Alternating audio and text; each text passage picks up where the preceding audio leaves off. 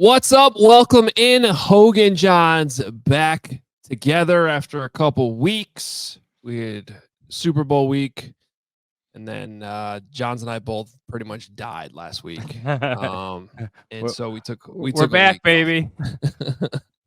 It's been a rough go at it. I was actually on vacation last week, but sick most of the time, and then although I felt better towards the end of the week. And then Johns, I know you were dealing with a bunch of stuff, so apologies for no episodes last week, but that wasn't the original plan. But you know what? I think we deserve a week off every once in a while, especially once, after the Super Bowl. What's the saying? There's what do parents always tell each other?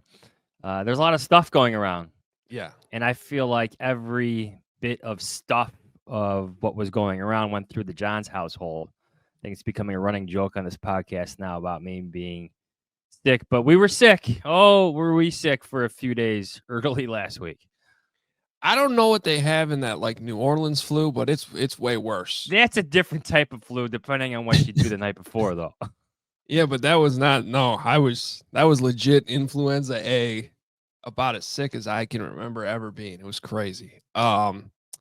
Anyway, we are back. We are ready to go, sounding better, feeling better, and appreciate everybody's patience as we obviously didn't have an episode last week. We haven't even talked about the Super Bowl. It was a good game. That was wild. Yeah, for the Eagles. Good game for one team. Weird experience for me because I was watching it on a cruise ship. And they have like this big theater in the back of the boat with two big jumbotrons. It's actually kind of a cool setup. And then they did a good job they created like a green half and a red half. There were plenty of Eagles and Chiefs fans on the ship. So it was kind of a cool atmosphere to watch the game, but it was over in like 5 seconds. It felt like, I was just, credit to Jalen Hurts for coming up with his biggest game of the season, at the right time, because the Chiefs actually did a pretty good job of shutting down Saquon Barkley, it seemed like, for most of that game. And the Eagles just kept having answers after answers after answers. And then that felt like one of those games where if they replayed it, I could actually see the Chiefs winning. It just sort of started snowballing in the wrong direction. And good for the Eagles because they just dominated. Yeah, the Chiefs couldn't stop it. I love, like, after every single Super Bowl, there's always the articles of what can you learn from this year's Super Bowl champion. Like, it happens every single year. This year, it's build in the trenches. Like, well, no shit. Yes, you should build in the trenches every single year. I've said it repeatedly on this podcast. I don't think the Eagles nearly get enough credit for what they do in terms of their roster construction, their personnel development, and just the way they invest their money. A lot of it's up front. Always has been, always will under Howie Roseman. I don't think there are any grand lessons to be learned by the Eagles win. Build up front. Yes, I think everybody knows that. I think that's where the Bears, if they have to watch it and learn it, if you're going to go down that angle, use that angle, well, obviously is my answer.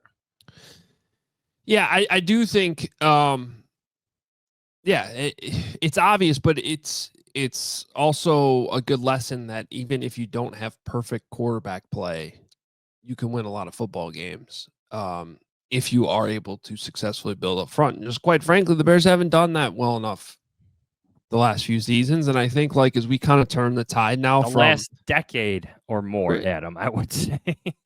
Yeah, right. But here's the thing: the general manager of the team right now has been the general manager the last 3 years. And if we're being honest, I think Ryan Poles has done some good things, but he has not done enough in the trenches. And that was an area from day one. I still remember the introductory press conference and our conversations with him after that.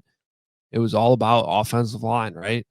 And how different body type, or a certain body type, I should say, that he valued. And it just has not found enough of that. And so that I think he's gotten it wrong. Like Nate Davis, yeah, bad move. Like he's had bad picks, and I hate calling like late day 3 picks bad picks because to me they're all just flyers on players you like. But yeah, I don't care about that. But when you spend a lot of money on a Nate Davis, bad signing, who didn't have to dig too hard to figure out the real reputation. You had to take multiple swings at Ryan Bates, and that doesn't work out. And I think this is a big year for Darnell Wright coming up here. Year 3, sometimes a lot of offensive linemen, especially tackles, take a couple years. And then they, by the end of year 3, you should feel like, okay, did you get a top 10 offensive tackle? Did you get a or Lane not? Johnson? I mean, that's what you need. I look at like Landon Dickerson and Cam Jurgens, the way that first of all, the way Cam Jurgens was developed behind the scenes and then able to go right in there for a Hall of Fame center when Jason Kelsey retires. And then you see them, 2 games ago, literally having to like flip-flop positions and flip-flop being on the field because they're both dealing with something and they survive. So, Howie Roseman, all the credit in the world to him, man. He's a cool story because he had the rare experience of being the general manager, losing his job, but just being demoted within the organization and then rising back up. I mean, that never happens ever. And obviously learn from those lessons too, which, by the way, is something you can do, right? If you're looking for reasons for Ryan Poles to correct some of these mistakes, I think the more time on the job, you do learn from past mistakes. You learn from the Nate Davis saga. You hopefully, and I think we've seen this already, learn from hiring Matt Eberflus, right? This process this time around was completely different. And seems like the Bears are in a better place from a coaching spot now, too. So, but they are a long ways away from being the Philadelphia Eagles. That's for sure. Cam Jurgens, Landon Dickerson, those are 2 second-round picks. Yeah. Well, they nailed them. The Bears have 2 second-round picks this year. Correct. 39 and 41. So I would, we got a lot of time to talk about that, including with our guy, Nick Baumgardner, coming up right now because he knows about the draft. He does great work with The Athletic. It's always good to have Nick on the show. And he knows a little bit about another team that's done a pretty good job of building through the trenches too, in the Detroit Lions. So he seemed like a perfect guest to bring on today's edition of Hoge and Jahns. All right, Nick Baumgardner is a senior writer and NFL draft analyst for The Athletic. You probably already know that by now. He's been on the show multiple times. Always love having Nick on. And a lot to get to here, Nick, because obviously we got the draft, but we got all these Lions-Bears connections to talk about as well. And we were just talking before we hit the record button here about how it's still kind of weird that Ben Johnson is the Chicago Bears head coach. Yeah. It's wild because not that some people were surprised that he took the job in division. I really wasn't. And that it's not that. And it's not that he doesn't deserve the whole thing. It's just like 3 years ago, nobody knew who the hell he was. He was just this guy who was like at the back of the line. I mean, he was a holdover from Matt Patricia's staff. You know what I mean? And he's a terrific example, I feel like, of Dan Campbell's sort of approach to opening up. Smartest guy is going to get his voice to raise, and it's a pretty wild ride, I guess, or wild rise. I did not foresee 3 years ago he'd be the head coach of one of the most high profile franchises in the league. But here we are, Ben Johnson. What pretty was cool. like? How would you encapsulate his 3 years? Because those are some of the 3 best years of Lions they've football. ever had. Yeah. Honestly, like he took that as such an opportunity for himself because it came out of nowhere. Like, Campbell got rid of Anthony Lynn like middle of that season, almost out of nowhere, and then was like, I need somebody else to help me organize the offense. And so he took such a personal like stake in the whole thing with him. So it became this, he was so focused and so driven with the whole thing. But I really feel like his work with Jared Goff personally, the way he helped him get over everything, and then his work with the detail with everything they were doing on offense, it gave them a confidence, I feel like, that they would not have had otherwise, because the way they play is so, it can be methodical. It can be kind of boring. And if you're not on every little detail, sometimes your offensive coordinator has to give you a little bit of a help. So the guys liked him a lot. And, I know they'll miss all of the camaraderie and everything else that they had, but I really feel like his willingness to think outside the box and do anything, it gave them all confidence, and they were excited, to play in that offense, which is what you want. Yeah. So, along those lines, one of the first things he said when he got to Chicago was like, "This is not going to be the Lions' offense. This is Right? going to No, be, yeah, we're going to adapt this to what we have," which is always a good thing to hear.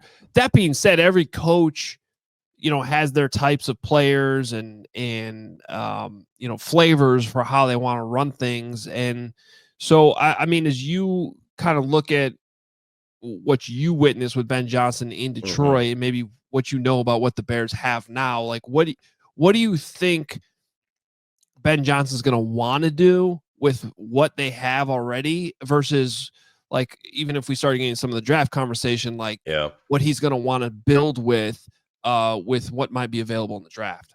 I feel like they have a decent start with offensive line. I feel like they're in a pretty good place there to where they don't need to make any crazy multiple investments that are like, high level.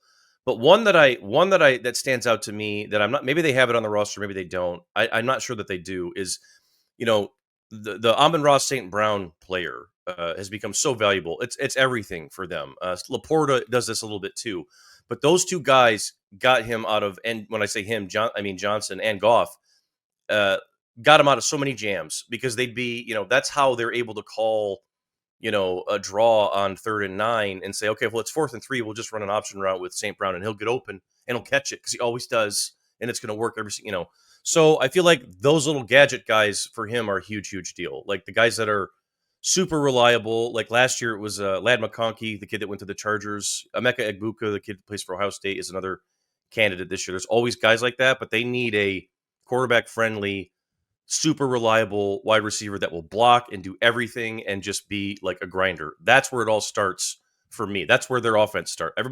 The offensive line is a huge deal in Detroit, but St. Brown is if you took him out of there, it wouldn't work. He's the reason why all of it sort of blends together. And I feel like until they get that guy, it might not totally unlock in Chicago. But, I feel like he'll probably target something like that pretty quickly here. So with DJ Moore under contract, he's got Yeah. a big deal. And then you have Roma Dunze, top 10 pick. I know he wasn't here when he was drafted, but do you think maybe he sees potential for some of those mismatched roles? I think Rome for sure, and I think that he's nowhere close to what he'll be in time. And DJ is the guy that I feel like could be that guy the most. And, it's like on the roster that they have right now, if they want to go forward with that or get younger, whatever it is. But the more though Dunze and Caleb work together and just develop a timing and a rapport, the better that's going to be. And the other thing here now too is Johnson's going to go in there and sit down with Caleb Williams and be like, what are your 10 favorite pass concepts and what are the 10 that you hate? We're never running any of the 10 that you hate, and we're only going to talk about the 10 that you love. That's what they did with Goff. They did not run a single one of those bang 8 posts until Ben Johnson took over, and then that's all they did for like 2 years. So, like, I mean, it's whatever he's going to be comfortable with. They're going to tailor the offense to fit the quarterback first. But yeah, that number one option at receiver underneath especially is going to be huge. Well, and that's when it comes to the quarterback too. I want to ask you about this because I mean, Jared Goff and Caleb Williams are very different quarterbacks. Yeah, right. And I find it so fascinating how Ben is going to try to get through to Caleb to just get the most out of him, whatever it ends up looking like. But I know they're both number 1 overall picks, but they're so different. What can you tell us about kind of what he did with Jared over time that you think will work or not work, or what he's going to do differently with Caleb Williams? Yeah, I think the biggest difference will be Goff was at rock bottom when he got him, right? Personally and professionally, like he was like, maybe not personally, I think he had a pretty nice life outside of football, but professionally he was at a low point. He had no confidence. It was really, really bad. So the biggest thing from the first year and a half, I think, was like, you got to build his confidence back up and you got to make him basically, Goff was almost like co-director of the offense, like co-architect in a way. Like they put it together in a room, the two of them, more or less, like one offseason. So I'm not sure how much he can all the way go there with Caleb Williams and be like, hey, man, you and me are going to sit down and just put this offense together. Because that's what kind of happened in Detroit. I mean, he coordinates it and runs everything else, but it was very collaborative and he took all kinds of stuff from whatever Goff said. I like this that we did with McVay, or I like that we did even at Cal, whatever it was. They would find a way to work it in. Like, that's the beauty of Ben Johnson. But I do wonder, with a young quarterback now, how much he's going to have to be patient and pull it back. Like, I mean, I watched a ton in camp, guys, when they had Hendon Hooker in here last year, and their whole mission was, I think, for Ben Johnson, the last year he was here, to get the most he could with Hendon Hooker. And there were days where he looked like he's about to blow his stack, Johnson, like steam coming out of his ears, because Hendon's not, he's young. He's not throwing the ball when he's supposed to, whatever. So, like, those are the times that I think he's going to have to calibrate. He does a great job of tailoring everything to what are our strengths, what are our weaknesses. That's what we're going to do. But, like, he can get frustrated, he can get explosive, and he can go, over the top with it. So with a young quarterback who might like to freelance, that's one thing where I do wonder about. Yeah. You mentioned the offensive line earlier, at least the Bears' offensive line. And I think we can all agree they got maybe two guys in place. Yeah. At most. You got left tackle Braxton Jones, right tackle Darnell Wright, and then 3 question marks right in the middle.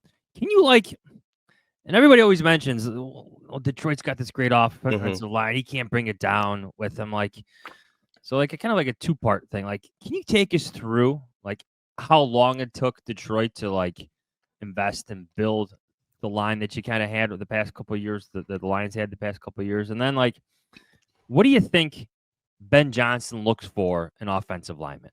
Yeah, that's great questions, actually. And I feel like the Bears situation right now is a little similar to what the Lions was when Campbell got there, because it didn't take super long. Like, they already had Frank Ragnow and Decker when they got there, right? And so that's 2 pieces. Like we just said, the Bears have 2 guys. And Frank is an all-pro. Like, the Bears don't have that. They don't have an all-pro level player at Frank's level, even then or now, I would argue. But they had 2 pieces, and they were like, we're just going to build off of this. And they had the number 8 pick, whatever it was, and they got Sewell. So at that point, it was basically done. To me, it doesn't need to be 5. It doesn't need to be 5 elite. This isn't college. We don't need 5 elite players that are going to max contracts out. I need an elite tackle. I need a really good center, and the other tackle's got to be good. And my guards, I can make it work. So I feel like for him, it's going to be they need to get one more guy who's just a boss, like a really good interior, either a center or a guard who's just a beast and can really maul people and move people. And reestablish the line of scrimmage. But I think the biggest thing for him will be, how smart are you and how much can you retain and do everything? Because they run everything. That's the one thing I think that will translate and will carry down, is once they get everything into place, is the Lions.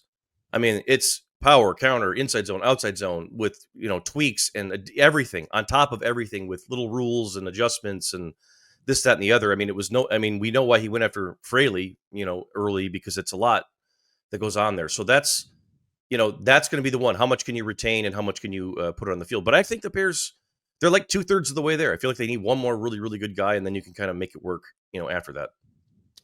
Well, and that's why, I think Bears probably watching the Trey Smith situation very closely, and then it's the draft. Now the problem with the draft is, right, they're rookies. Yeah. So you're throwing rookies in, and you can't expect them to be veterans right away. But are there certain guys that you feel like are, the so-called plug and play that we, phrase that we always use every year, that could help right away? Yeah, there are a couple. And I think that, for the Bears, they're in an interesting position here this year with this draft. I feel like I look at their spot and I'm like, again, I feel like it could be another one where they could move down if they wanted to, or whatever it is. But there's guys at tackle, like Kelvin Banks the kid from Texas, is probably going to be a better guard than he is a tackle in the NFL, but he could probably play tackle if you wanted him to. And if the Bears sat where they are right there and took Kelvin Banks, I think that'd be a guy who could come in tomorrow and start. And it wouldn't be perfect. It wouldn't be he's not as good as Sewell, but it would be good. It would be better than, a 32-year-old beat up, whatever, who, is just hanging on, in my opinion. So a guy like that, Josh Simmons, who I also think is probably more of a tackle, but I think he can move around a little bit too, is another one from Ohio State. And then after that, I almost feel like I like a guy like Tyler Booker, the kid from Alabama, for them, who you'd get him later. But that's the kind of guy I'm thinking. If you put a giant guard, and Booker's 340, right in the middle there, who could just road grade next to one of those tackles. So I think they're solid tackles. They're not elite. I think it would help a lot because you do that. I think they're going to address running back in this draft probably too. Get some more juice back there, and then you're probably closer to it than you think. A lot of running the ball, as you guys know, is just the willingness to do it, and just to call it and have it in the plan. Are there any players you're watching, like in the top 10, that you maybe expect to go in the 5 to 7 range, that maybe there's a couple quarterbacks they could take? Maybe there's a surprise trade up for a quarterback, and you're like, oh, wow, here's Mason Graham, Will Campbell. Somebody is at 10 now for the Bears. Like, who are your 2 or 3 guys that could potentially fall to 10? Mason Graham is the one I've wondered about a lot, actually, because and I've actually talked about that with here with the Lions folks, because I'm like, man, if Mason Graham fell to 9, you guys would have to just trade everything that you just go get him, because that's a guy that I look at everybody above, like the Jaguars. I feel like could probably justify that quite a bit, but a lot of other teams, like you said, could justify other things in front of Mason, in front of whatever in the top 9, let's say. So he to me is a top 3 player in this draft. I don't think he's going to go beyond 5, but I do wonder because of his position. And even though this is a deep defensive tackle draft, maybe teams are like, hey, we'll get a guy later. I don't know. That's one guy that I have thought about quite a bit. Him and some of the edges too, that are solid, right on the fringe of top 15, maybe top 10, like James Pierce, that Michael Williams kid from Georgia. I feel like they could be all over the place as well. I want to circle back to running back. What can you tell us about what happened with DeAndre Swift and the Lions, and whether that was a Ben Johnson thing or just a fit in the offense or whatever? Because that's obviously sort of a lingering question with that hire here. Will DeAndre Swift be a part of this thing? Mm-hmm. So I think they liked Swift. I don't think that was a coaching staff decision necessarily. I mean, Campbell might not have loved him because he was hurt a lot. That was the one thing with DeAndre at the time. Holmes was never going to pay him. That was the top. I don't think that was ever going to happen. I think they always viewed him as their secondary back, the guy who could be the number 2 off of Montgomery, or the 2B, type of guy off of a David Montgomery type guy. And then when they saw Gibbs, I feel like they would have wrote it out longer with Swift if they didn't have a chance to get Gibbs. When they saw Gibbs, they were done with Swift. I think that's what happened to him. It wasn't the biggest gripe they had was he was hurt a lot. And when he was available and healthy, they loved everything he gave them. He fit what they were doing. I always thought he should have been way more productive than he was. And they often talked a lot about, there's meat left on the bone here. He needs to be more aggressive running the ball inside. That was the one area where I feel like they need another guy probably with DeAndre. I think he can make it work. They might have to because of the contract, but I don't think that they disliked him. I think it was just more they loved Gibbs and they were like, we're leveling up now. When you look at this running back class, a good running back class. Yeah, really good. Who are the 3 or 4 players? Heck, maybe give me more. That you're that's a Ben Johnson fit. Or that's David Montgomery this year for Ben Johnson. That's Gibbs for Ben Johnson. Who are your running backs? Couple guys. Caleb Johnson from Iowa. Not to make this a Johnson situation here, but Caleb Johnson from Iowa, the kid, the junior there, who had a breakout, amazing junior season. I think it was when they changed their offense a little bit and they allowed a little bit more variation with what they were doing.